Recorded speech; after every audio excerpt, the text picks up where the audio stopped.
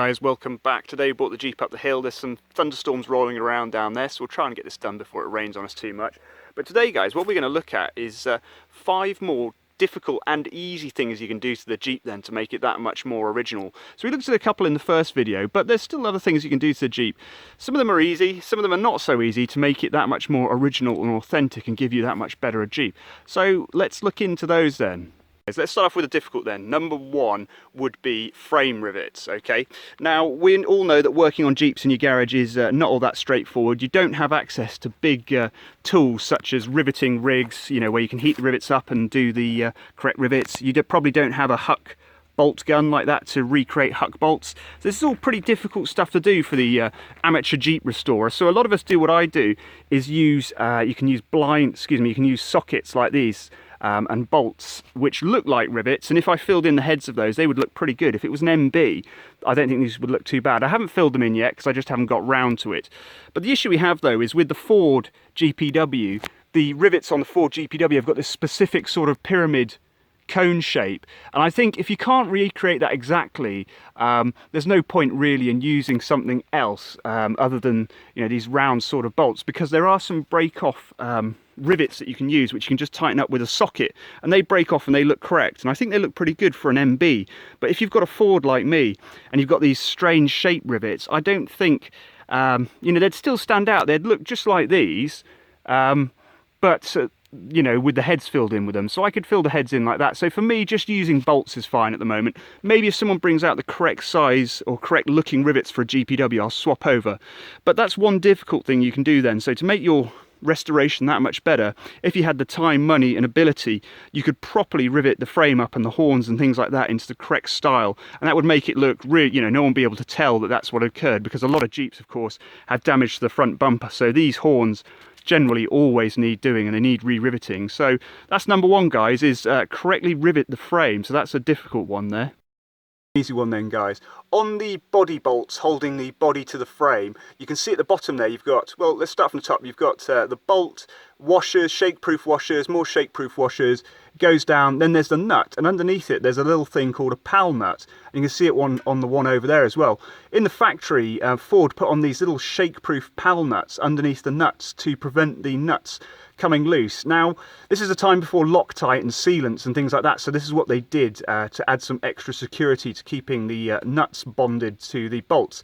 Now, how effective that is, I don't know really. I'm not sure that little pal nuts really do a huge amount of difference, but they're a nice little feature and they don't really cost anything. So when it comes to it, guys, again, look online, find out where all the pal nuts are on the body and tub and fit the pal nuts, and that will, you know, if somebody's ever looking under your Jeep for some weird reason or something like that, they notice the pal nuts, they'll think that's a nice touch. That's a nice little factory touch, doesn't cost much there, and it's a good one. I like that one. So pal nuts, guys, fit some pal nuts to your body tub. 3 then, guys, is a difficult one, and it's possibly not even achievable.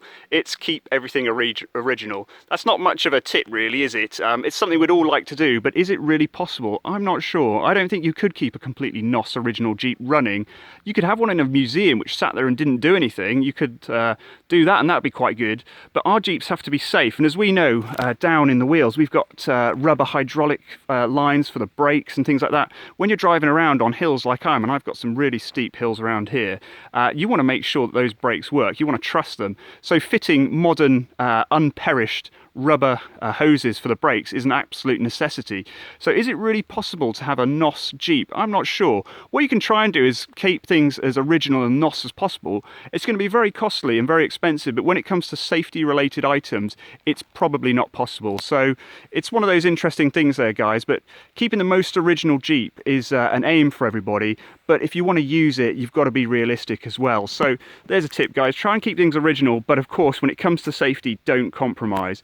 And guys, can you ever say that your Jeep's really original, especially a Ford, if you don't have the, if it's going to focus, the Ford pilot bushing, which sits in the flywheel where the nose gear goes in for the transmission? Come on, if you haven't got a Ford marked pilot bushing, your Jeep can't be truly original, can it? So that just sort of shows, guys, that it's very, very difficult / impossible to make everything completely original, especially on a GPW. I mean, practically every single part on a GPW is Ford marked, and locating all of them is just pretty much crazy. So there you go, guys. Number 3 is keep things original. Is an interesting one. It's don't restore things if you don't need to. Now this is a double-edged sword, as you guys will know if you've been looking at my videos, that some things you can get away with not restoring, and some things they really do need restoring as well. And often you can't tell till you've been driving the Jeep for a while. You know, things might work okay, but once you start putting miles under it, you find things aren't so great. But you can maintain originality, and you guys will know if you've seen my other videos, but I've got the original paint underneath the hood here. On the side, on the actual hood, underneath my top coat is the original paint and the original markings. So if I ever rub down the markings on this, the original markings are still underneath there. So I didn't completely take this hood right back to bare metal and redo it, okay? Now, it does look more scruffy, but it maintains originality. Same with this guy down here. I could have ripped everything off it, totally redone it, and you'd never know. And the same, the universal rifle rack on my Jeep underneath there, it's the original paint, it's got an original cover on it. The data plates are all in their original paint, apart from the left one, which had to be redone by me to match how the original ones look. You can't really tell. So really guys, I think keeping originality where you can is an important thing. Again, we've got the balance of safety and using things in the long term, because obviously mechanical things, they may work for a little bit, but they don't always work after a lot of miles. So you end up rebuilding them and losing originality. But if there are bits on your Jeep you find, like original wiring, which are usable, I reckon reuse it. I've got my cable down here on the starter. Unfortunately, he's hiding right in there. That's the original cable. There's various things on here dotted around. Some of my felts on the firewall, they're original World War II ones as well.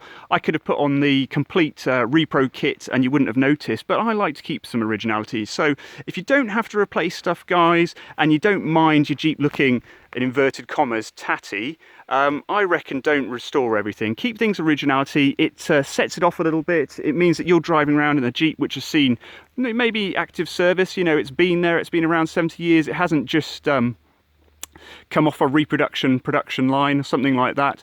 And the paint, guys, remember, when you're talking about originality, paint is just as important as the physical metal underneath it. So maintain paint whenever you can.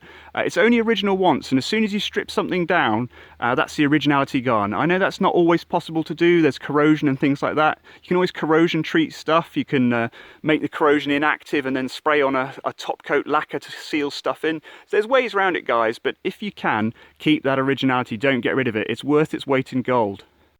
This is a straightforward, simple one for you guys who have put on repro tubs on your Jeep. Just one of the things which is often missing are little details which can sometimes be noticed. Now my Jeep's been restored and the tub has been restored. It's pretty good. It's not perfect. You can see some of the areas where it's been done. You know, it's not factory class, but I'm pretty happy with it. It's a good usable tub. But if you get a repro tub, often they'll be missing things, like in the corner there, you can just see a single bolt. You see the bolt down there on the bottom? That bolt is a strengthening bolt, and some of the late tubs, unfortunately I don't know the dates here for when it swapped over, but the late tubs have that strengthening bolt there which goes down through the hatch channel underneath, and apparently just give it a little bit more strength somehow. I'm not sure, but that's what it is. Now if you've got a repro tub, 9 times out of 10 I would say that bolt is missing, and if you've got a late tub, it's noticeable when it's missing, and you can tell easy that it's a repro tub on there. So just add that little bit more originality, guys, and fit things like that bolt, the firewall pad as well. Mine's the original firewall pad. I oversprayed it because I think that's probably what they did. And there's all sorts of crazy stuff you can do as well on the rear panel. I'm not sure about this, but apparently there's wood filler pieces inside there, and in the factory, I think on the Willys, they use little nails in there to hold the wood filler pieces in place. So, you know, you can go absolutely crazy finding all these tiny little details, factory style details, which people have discovered, which are actually incredible, and they just add to that overall level of originality. Some people, you know, they won't notice it, they won't care, but if you know about it and you notice it, I think it's quite a nice touch there, guys. So number 5 then, guys, is find the little details on the tub again and fill those out. So that's the pal nuts, the extra strengthening bolts, firewall pads, the nails in the back there, all those sorts of things. If you can work out where they are and fit them, I say go for it, and you'll just have that much more original Jeep. But yeah, guys, that's it then. That's 5 more simple and difficult things you can do to your Ford GPW and Jeep to make it that much more original. Hope you enjoyed that. I'll try and think some more up. Might be scraping the barrel a bit here, guys, now, but I'll see you next time. Cheers.